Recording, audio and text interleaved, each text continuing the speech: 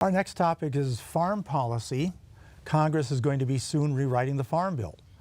So a couple of parts of this question: what should or shouldn't be in the policy? Should it be decoupled from the SNAP program? And what about crop insurance? Rick Becker first. Yes, so the good questions in there. You know, the Farm Bill, of course, is more about SNAP benefits or food stamps than it is about crop insurance. And I think we need to see reform there. The people of North Dakota would like to see reform with food stamps. I know, for instance, that I would be in favor of reforming it, having, say, work requirements to have food stamps long-term. John Hoeven voted against amendments to do exactly that.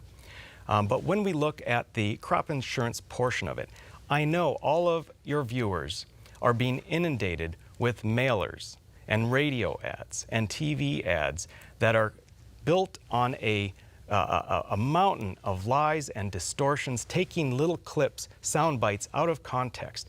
And it's so unfortunate that the John Hoeven campaign is using a campaign of fear-mongering to manipulate farmers. He says that I have said I will end crop insurance. I will vote to end crop insurance. I have never said such a thing. And I think what he is doing there is trying to take attention away from the fact that, number one, whenever he says he's doing something good for the farmer, check. It also happens to be good, even better, for the banker. Very interesting. The other thing is that he consistently votes against what North Dakotans want, because we know that the leftists, the Biden agenda, have a 30 by 30 plan. This is a federal land grabbing plan. John Hoeven, over the years, has voted in favor of this federal land grab time and time again by making the Land and Water Conservation Fund permanent, by increasing the funding, by then turning the funding into a mandated spend. He helped pass the Great American Outdoors Act.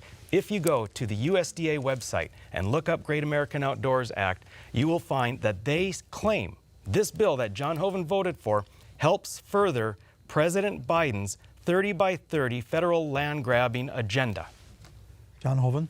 Well, Rick's just wrong. I oppose 30 by 30, but he never seems to let the facts get in the way. Just like when he flat out says he opposes crop insurance, federal crop insurance, he opposes it. He opposes federal crop insurance, he opposes federal flood insurance.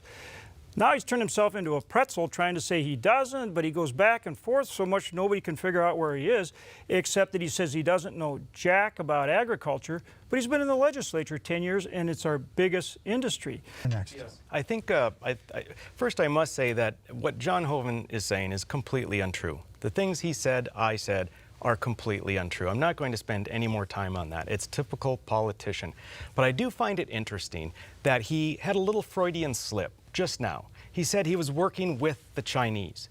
And I'd like to bring up Fufeng. I don't know if that's in your list of questions. Fufeng, wet corn mill processing in Grand Forks.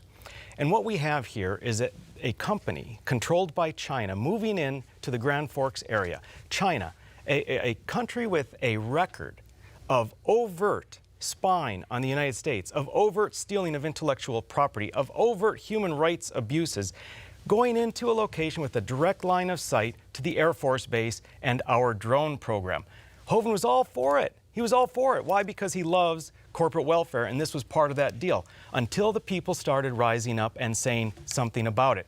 He was silent on it. When I first learned about it in February, I rose up, I was public, and I said, this must stop. John Hoeven was silent. February, March, April, silent. End of April, he finally comes out and he says, well, you know, these security concerns that we have, it's really an issue that the Grand Forks City Commission needs to make sure are properly addressed with Fufeng. That is not a leader. Now, I'll grant you, John, he has the right position now, and that is we can't have this. Except, where was he? Where was the leadership? It was lacking. Instead of him leading the people of Grand Forks and the people of North Dakota and protecting us, we had to drag him across the line to finally say and do the right thing.